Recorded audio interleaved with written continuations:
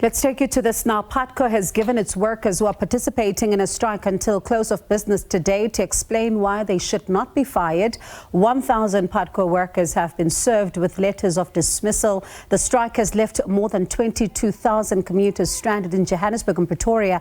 The workers are demanding a 6% salary increase and bonuses from 2020. Let's get the latest now from Putco spokesperson Lindo Xulu, who joins us live this evening. Lindo, thank you so much for your time. We saw a protest this afternoon looking like the bus drivers are digging in their heels. What's the latest?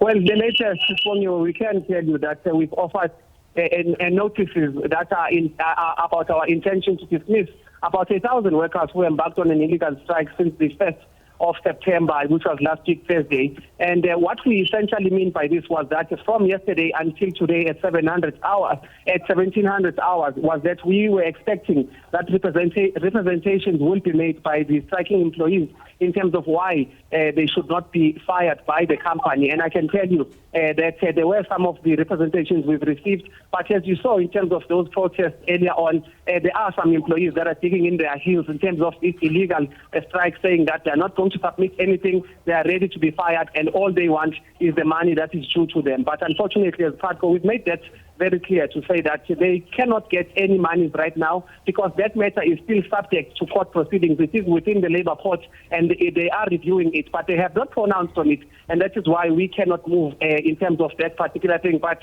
again, the issue of dismissing workers is basically based on the fact that they have been embarking on an illegal strike and have ignored notices to say that they must go back to work, including a court interdict. And that is why we find ourselves in this position. So, Lindo, you say that some have started submitting some of their representations. There's about 1,000 workers who are at risk here. Do you have a sense already? Have you been able to do a tally as to how many of the 1,000 have made these submissions?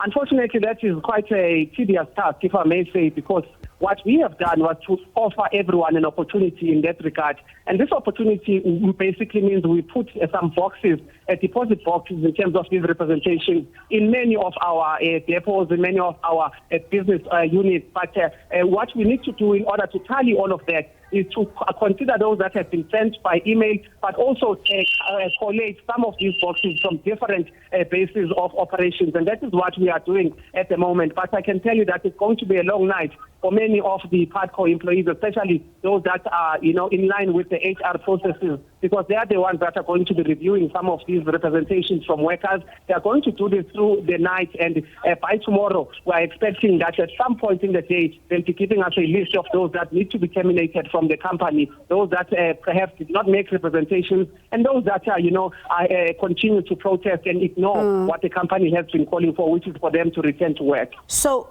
nighttime has come, as you say. It's going to be a long night for Putco employees, but it's nighttime as well. There are commuters that have been affected by the strike. They don't know if tomorrow they'll be able to catch a Putco bus to work. Will they, or should they continue to make alternative arrangements?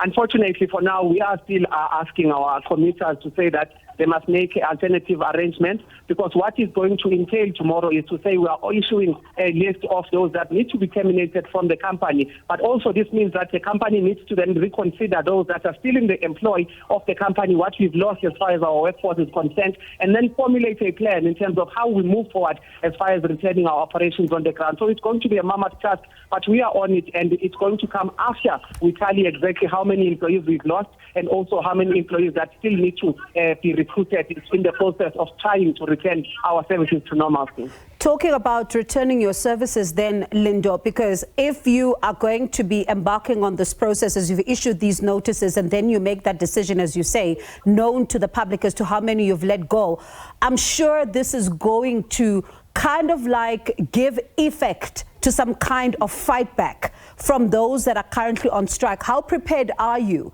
that this strike may go on for longer than Putco is anticipating, and what plans are being put in place? Because you may find yourselves with a fight back on your hands. That's right. So we are expecting that there'll be some resistance, as we've seen in the past couple of days. The employees themselves that are standing, they are in fact in a position where they might be fired, have told us that they are going to dig in their heels. They are going to make sure that they protest and disrupt our services. But we put in contingency plans. Some of them we may not share, but others that are very simple is that we've bolstered our security. We are coming up with plans and coordinating with South African police services as well as other authorities as to what exactly we can do to ensure the safety of our commuters as we resume our services, but also our employees that are being intimidated on a daily basis, being called rats for actually opting to work instead of partaking in the illegal strike. So those processes are underway to ensure that we come up with a tight and solid plan in terms of how to protect all of our constituencies when it comes to resuming operations. All right, Lindo Xulu, thank you so much for your time this evening. We'll check in with you even tomorrow and the days to come to see how things are unfolding there. Do appreciate your time. That is Putco spokesperson Lindo Xulu.